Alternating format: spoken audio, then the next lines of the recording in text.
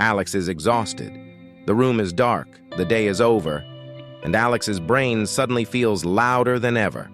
Thoughts speed up, heart races. Sleep feels impossible. If this sounds like you, keep watching. In this video, you will learn why anxiety hits hardest at night, the one pattern that keeps almost everyone stuck in it, and 7 science-based strategies you can start using tonight to calm your system and finally fall asleep. Let's dive in. During the day, Alex looks fine. Busy, stressed, always on. At night, everything changes. The moment Alex lies down, the brain picks up speed. What if I mess this up? What if something bad happens? What is wrong with me? And here is the cruel part. The more Alex worries about not sleeping, the more the body acts like something dangerous is happening. Maybe that is you too. To understand why, we need to look at your internal alarm system. When your brain senses threat, it activates 2 main systems. 1, the sympathetic nervous system. Faster heart rate, shallow breathing, tense muscles. 2, the stress hormone system called the hypothalamic pituitary adrenal axis, which releases cortisol to mobilize energy. Great if you need to act, not great in bed at midnight. With chronic stress and anxiety, that alarm system starts firing not only for real threats, but for imagined ones. Bills, health, work, relationships, future. Your threat detector, especially a region called the amygdala, becomes more reactive. Your brakes, in parts of the prefrontal cortex that normally calm the amygdala, get weaker when you are exhausted. Stronger alarm, weaker brakes, more rumination, less perspective. Now add 3 nighttime factors. First, fewer distractions. During the day, noise and tasks pull your attention outward. At night, external input drops and internal noise gets louder. Second, unfinished business. If you carry unprocessed stress all day, the first quiet moment your brain gets to process it is often when you lie down. Third, a new fear. I must sleep now. The bed slowly becomes a trigger. Your body learns, bed equals battle. Here is the pattern that keeps night anxiety alive. You feel anxious, you sleep badly, you wake up exhausted, and the next night, your anxiety is even higher because now you are also afraid of not sleeping. Long-term studies show that people with persistent sleep problems are roughly twice as likely to develop anxiety symptoms later on, and anxious people, in turn, are more likely to develop ongoing sleep problems. It goes both ways. So what can you do? Let's walk through 7 strategies. Think of them as tools to break Alex's pattern and yours. Number 1. Build a real landing strip between day and night.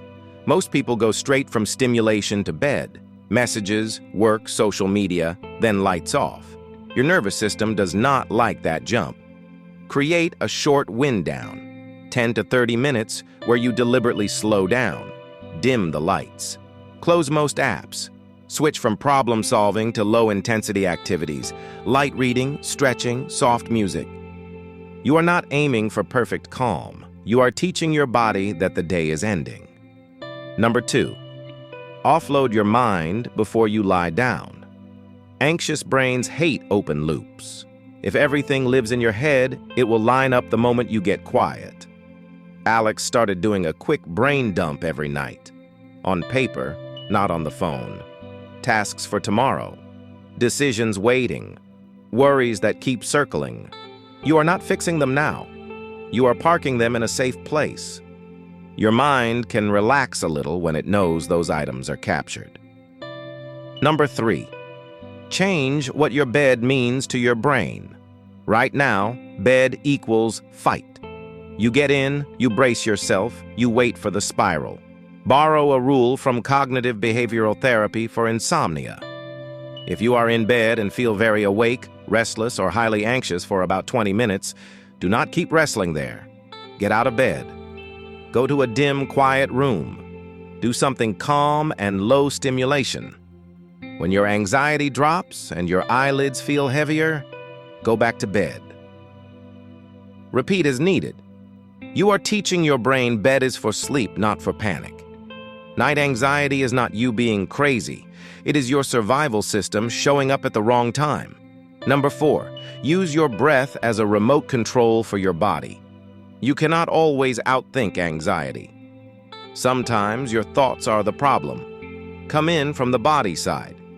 Try this simple pattern. Inhale gently through the nose for a count of 4. Pause for 1. Exhale slowly through the mouth for a count of 6. Repeat for a few minutes.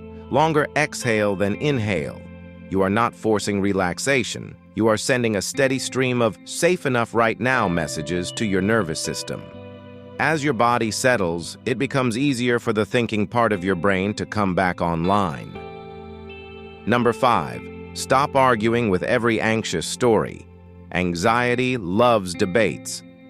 If I can prove this is unlikely, I will finally relax. It almost never works. Instead, change your stance. When a scary thought appears, add one phrase in front. I am having the thought that I will fail that project. I am having the thought that I will never sleep. This reminds you that a thought is a mental event, not an automatic fact. Notice it, label it. Then gently bring your attention back to something neutral in the present.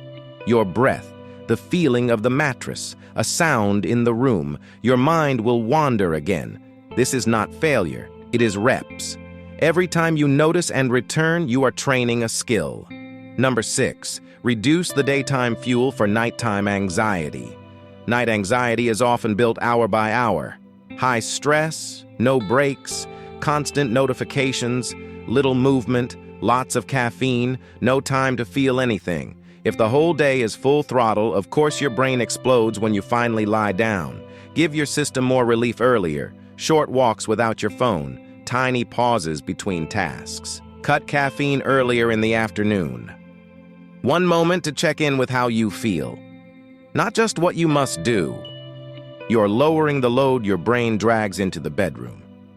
Number 7. Know when night anxiety is a sign to get help. If nights like this happen most days of the week, for many weeks, if you dread bedtime, if you have repeated panic attacks, if sleep problems clearly affect work, relationships, or basic functioning, that is not just stress. That is a good time to talk with a professional.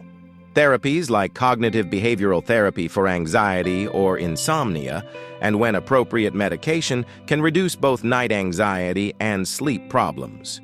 You do not have to solve this alone. So here is the big picture. Night anxiety is not a personality flaw.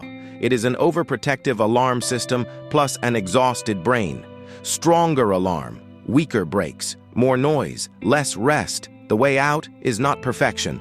It is pattern change, a clearer landing strip at night, a place to park your worries, a new meaning for the bed, breathing that tells your body it is safe enough, less fuel for anxiety during the day, and the courage to ask for help when you need it. Better nights do not appear by magic. They are built, one small decision at a time. If this video helped you understand why anxiety hits hardest at night and what you can do about it, subscribe for more evidence-based health content. And tell me in the comments, what hits you hardest at night? A. Racing thoughts. B. Body tension. C. Fear of not sleeping. D. Something else. This is the first video in a full series on anxiety, stress, and your nervous system. See you in the next one.